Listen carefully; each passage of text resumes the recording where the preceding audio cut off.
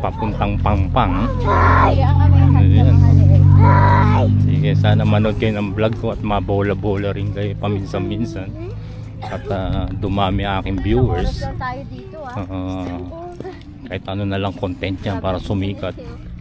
At pag sumikat ako, bibigyan ko lahat ng Rolex yung mga followers ko. Pero pag mag-ATV ka, Ayan. So, sa mga vlog ko, huwag kayong maniwala kasi puro pambobola lang yung ginagawa ko.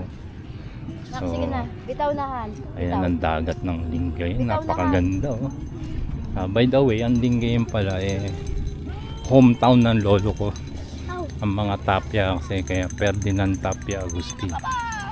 So yung Tapia, yung pinakalolo ko, dito pinanganak, saka dito lumaki bago pumunta ng Pusurubio. Ay, isang oras.